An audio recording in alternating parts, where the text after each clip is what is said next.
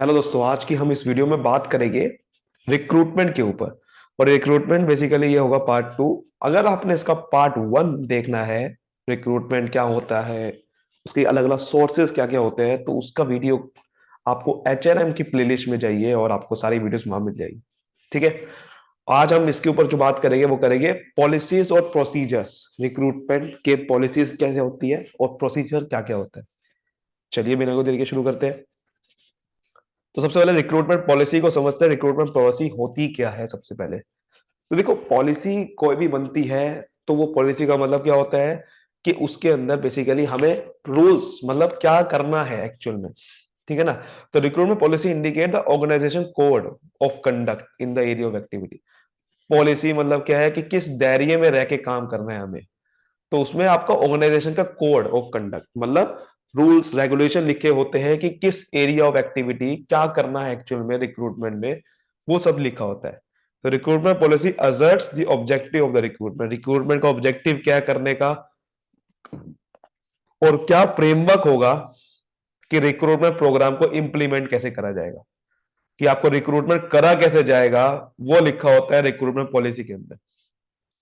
ठीक है ना। कि रिक्रूटमेंट पढ़ने का क्या स्टेप होगा, किस तरीके से लोगों को सर्च करा जाएगा, कैसे लोगों को अट्रैक्ट करा जाए, इंड्यूस करा जाए ताकि वो अप्लाई करे, इसका एक प्रोसेस है।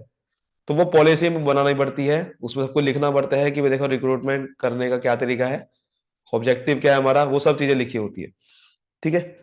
तो रिक्रूटमेंट पॉलिसी स्टेटमेंट क्या होती है, देखो इसमें क्या क्या लिखा होता है। In its recruitment activity company will, क्या करती है कंपनी, कंपनी क्या करती है, एडवर्टाइज करती है अपनी सारी वैकेंसी को इंटरनली, सबसे पहले अपने अंदर के ही स्टाफ को। रिप्लाई टू एवरी जॉब प्रॉम्प्टी, हर एक को रिप्लाई करती है ना। रिक्रूटमेंट एक्टिविटी बता रहा है ये कि रिक्रूटमेंट एक्टिविटी होती क्या है, क्या क्या करती है रिक्रूटमेंट एक्टिविटी। वही तो पॉलिसी स्टेटमेंट में लिखा होता है कि रिक्रूटमेंट क्या क्या करना है, उसके अंदर क्या क्या एक्टिविटी करनी है। एरिया ऑफ एक्टिविटी यही तो होता है कि किस, मतलब क्या क्या करना है हमें। पॉलिसी का मतलब क्या होता है कि करना क्या है, उसका पूरा दे देना स्ट्रक्चर। तो एडवर्टाइज करना पड़ा, रिप्लाई करना पड़ेगा आपको, इन्फॉर्म करना पड़ेगा जॉब एप्लीकेंट्स को। ये सारा यही तो है ना, तरीका है ये कि रिक्रूटमेंट करने का क्या तरीका है। आपको पहले एडवर्टाइज करना है, फिर रिप्लाई करना है, आपको इन्फॉर्म करना पड़ेगा जॉब एप्लीकेंट को, बेसिक डिटेल जॉब कंडीशन बतानी पड़ेगी, आपको सारी एप्लीकेशन को प्रोसेस करना पड़ेगा विद एफिशिएंसी एंड कोटेसी, सही तरीके से। फिर seek candidate on the basis of the qualification, फिर आपको कैंडिडेट को सीक खोजना पड़ेगा।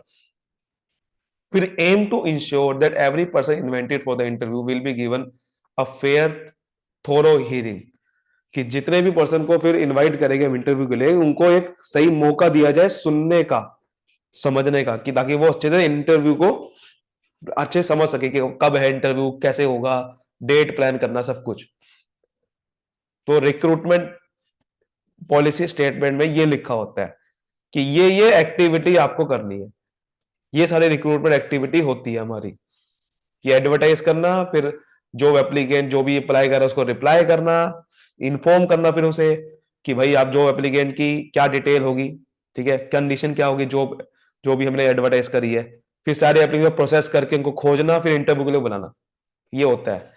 अब रिक्रूटमेंट प्रोसीजर क्या है, रिक्रूटमेंट करने का प्रोसीजर क्या होता है। देखो, सबसे पहले रिक्रूटमेंट प्लानिंग होती है, प्लानिंग करना पड़ता है सब, किसी भी काम को करने से पहले आपको तो प्लानिंग करना पड़ता है ना आपको, तभी तो आप करते हो। तो सबसे पहले प्लानिंग होती है। प्लानिंग में क्या होता है, आपको एक ड्राफ्ट बनाना पड़ता है। ड्राफ्ट मतलब अभी सैंपल है, बिल्कुल अभी पूरी तरह से फाइनल नहीं हुआ। एक कॉम्प्रिहेंसिव जॉब स्पेसिफिकेशन, स्पेसिफिकेशन पता है ना, जॉब स्पेसिफिक, जॉब में जॉब करने के लिए आपको क्या क्या होना चाहिए, रिक्वायरमेंट क्या क्या होनी चाहिए, आपको क्वालिफिकेशन क्या होनी चाहिए। तो आपको जॉब एक स्पेसिफिकेशन कॉम्प्रिहेंसिव बनाना पड़ता है वैकेंट पोजीशन के लिए।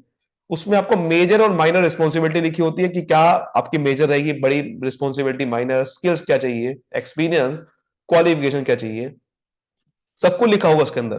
कि पे लेवल क्या होगा, स्टार्टिंग डेट कब होगी, जॉब परमानेंट है या टेम्परेरी है, कोई स्पेशल कंडीशन, सब कुछ लिखना पड़ता है। एक पहले ड्राफ्ट बनता है, फिर उस ड्राफ्ट को फाइनल करा जाता है, तब जाके वो एडवर्टाइज करा जाता है।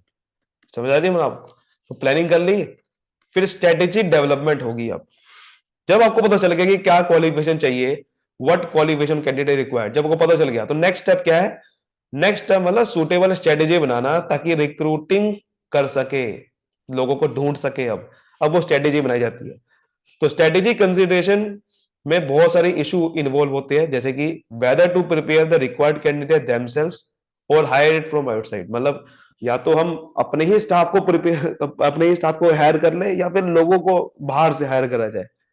What type of recruitment method, भाई मेथड क्या फॉलो करेंगे? बहुत सारे मेथड है वो, जैसे एडवर्टाइजमेंट करना, कैंपस इंटरव्यू करना, बहुत सारे तरीके हैं। फिर ज्योग्राफिकल एरिया क्या सेलेक्ट करेंगे कि आसपास के लोगों को बुलाना है या फिर कहीं दूर जाके बुलाना है। विच सोर्स, क्या सोर्स होगा, इंटरनल एक्सटर्नल, वही क्या सीक्वेंस ऑफ एक्टिविटी फॉलो करेंगे भाई, जैसे कि वो सीक्वेंस ऑफ एक्टिविटी जैसे ये थे, कैसी एक्टिविटी फॉलो करेंगे? पहले एडवर्टाइज करेंगे, फिर रिप्लाई करेंगे, कुछ स्टेप छोड़ने हैं या नहीं छोड़ने हैं। तो ये सब स्ट्रेटेजी डेवलपमेंट होती है, इसके अंदर बनाना पड़ता है, पहले सोचना पड़ता है पूरा कि कब कैसे करना है, कहां एडवर्टाइज करे, कहां से रिक्रूटमेंट करे, ये स्ट्रेटेजी में आ जाएगा। तो जैसे मैंने स्ट्रेटेजी बना ली, फिर आपका सर्चिंग होगी, अब ढूंढा जाएगा। अब ढूंढने के दो तरीके हैं कि आप या तो दो इंटरनल सोर्स में जाओ, इसके ऊपर पूरी अलग अलग मेथड्स है कि इंटरनल सोर्स में कैसे आपका रिक्रूटमेंट होता है, वो आपकी पहली वीडियो में पता चलेगा। पहले वीडियो में हमने इंटरनल सोर्स की बात करी, जैसे कि ट्रांसफर करना, लोगों को ट्रांसफर करा जाएगा, तब इंटरनल सोर्स आप रिक्रूट सर्च करेंगे, या फिर प्रमोशन करना, ऐसे कई सारे तरीके हैं। एक्सटर्नल में भी बहुत सारे तरीके थे, वो सारे स्टेप आपको सर्चिंग में आएंगे। तो सर्चिंग में क्या करेंगे, लोगों को अट्रैक्ट करेंगे, जॉब सीकर्स को, दो सोर्स से, इंटरनल यानी कि अंदर के लोगों को ही बुलाएंगे, अंदर के लोगों को ही एडवर्टाइज करेंगे अपना, या एक्सटर्नल बाहर के लोगों से। अब स्क्रीनिंग करेंगे, उसके बाद जैसे लोगों ने अप्लाई कर दिया, अब उसके बाद स्क्रीनिंग करी जाएगी। तो screening is the starting point of selection, selection करने का। सिलेक्शन देखो अभी करा नहीं है हमने, रिक्रूटमेंट का सिलेक्शन नहीं होता रिक्रूटमेंट में अभी तो ढूंढा जा रहा है लोगों को, बेस्ट कैंडिडेट को ढूंढा जा रहा है अभी। स्क्रीनिंग में अब जो एप्लीकेशन हमारे पे आई है उसके अंदर स्क्रीन कर रहे हैं, यानी कि छांट रहे हैं कौन सी बेस्ट है। जैसे कि 1000 बंदों ने एप्लीकेशन रिसीव हुई, अब 1000 में से हम स्क्रीनिंग कर रहे हैं कि भाई किसको निकाला जाए एप्लीकेशन, किसकी रिजेक्ट करी जाए, किसको आगे प्रोसीजर करा जाए। तो इसलिए सिलेक्शन का स्टार्टिंग पॉइंट होता है। अब हम सिलेक्शन की ओर बढ़ रहे हैं धीरे धीरे, अभी बढ़े नहीं है, पहला पॉइंट अभी है। तो the reason behind being the selection process start only after application है स्क्रीन। अब एप्लीकेशन स्क्रीन करी जाएगी, उसमें शॉर्टलिस्ट करा जाता है। ऐसा बोलते हैं ना कि आपकी एप्लीकेशन को शॉर्टलिस्ट कर दिया गया है, बोलते हैं ना। आपने कई बार मेल में भी आई होगी, अगर आपने कहीं पे अप्लाई किया हो, आप कहीं पे अप्लाई करना, आपका एकदम आएगा कि आपकी एप्लीकेशन को शॉर्टलिस्ट कर दिया गया है, इसका मतलब स्क्रीनिंग होगी आपकी। एग्जांपल देखो क्या है, जैसे कि यूनिवर्सिटी में application are invited for filling the post of professor. एक यूनिवर्सिटी में एप्लीकेशन इनवाइट करेगी प्रोफेसर की फिल करेंगे, एप्लीकेशन रिसीव हुई, invitation, application are received in response to invitation, फिर advertisement are screen and shortlist on the basis of eligibility suitability. फिर company में देखना पड़ता है यार सूटेबिलिटी है या नहीं है, कि 1000 बंदों की जरूरत है ही नहीं हमें, तो बाकी लोगों को निकालना पड़ेगा, तो उसलिए आपको स्क्रीनिंग करना पड़ता है। तो only screen can applicant are invited for seminar presentation, interview के लिए बुलाया जाता है उन्हें, जो कि एक्चुअल में स्क्रीन करे होते हैं। समझ आ गई बात? अब देखो छोटे छोटे, और अब उसके बाद जॉब स्पेसिफिकेशन होता है। अब देखो ये वैसे आपका खत्म हो चुका है, यही आपका 4 स्टेप होते हैं मेनली बस। सिलेक्शन तो अब अलग अलग एक टॉपिक है, बस ये 4 स्टेप होते हैं। अब देखो क्या चीज है इसमें, क्या लिखा हुआ है कि जॉब स्पेसिफिकेशन, स्क्रीनिंग का ही आगे की बात कर रहे हैं। Job specification is invaluable. अब इसमें जॉब स्पेसिफिकेशन नहीं होती जरूरी स्क्रीनिंग में, क्योंकि इसमें बेसिकली स्क्रीनिंग करा जाता है कि हमारे रिक्वायरमेंट के हिसाब से। तो देखो job specification invaluable in screening against the qualification, knowledge, skill, ability mention in the job specification. Those who do not qualify the straight way eliminated the selection. देखो तो वही लिखा हुआ है कि जॉब स्पेसिफिकेशन बहुत ज्यादा बेसिकली इनवैल्यूएबल है। तो इनवैल्यूएबल का मतलब बहुत जरूरी है, अमूल्य है, ठीक है ना, मतलब कि प्राइसलेस है, बहुत जरूरी है जॉब स्पेसिफिकेशन। उसमें ही उसके बेसिस पे ही हमें स्क्रीनिंग करना पड़ता है, जैसे कि क्वालिफिकेशन के बेस पे, नॉलेज स्किल्स के बेस पे। तो वो जो उसमें क्वालिफाई नहीं करेगा वो एलिमिनेट कर दिया जाता है सिलेक्शन प्रोसेस के लिए फिर आगे। तो the technique use for screening candidate very depend on source of supply. Technique अलग अलग होती है स्क्रीनिंग करने के लिए, डिपेंड करता है कि आप जैसे अंदर के स्टाफ को रिक्रूट कर रहे हो, कौन सा मेथड यूज कर रहे हो वो भी देखना पड़ता है ना। जैसे आप अंदर के स्टाफ को रिक्रूट कर रहे हो तो आप देखोगे कि भाई उसकी बंदे की एक्सपीरियंस कितना है, उसने परफॉर्मेंस देखोगे, पर बाहर के लोगों की परफॉर्मेंस थोड़ी देखोगे ना। तो उसमें देखो ऐसे ही होता है। ऐसे preliminary application, the selection test and screening interview common technique. Preliminary application होती है, जिसे सबसे पहले एप्लीकेशन आई उनका प्रीलिमिनरी बोलते हैं।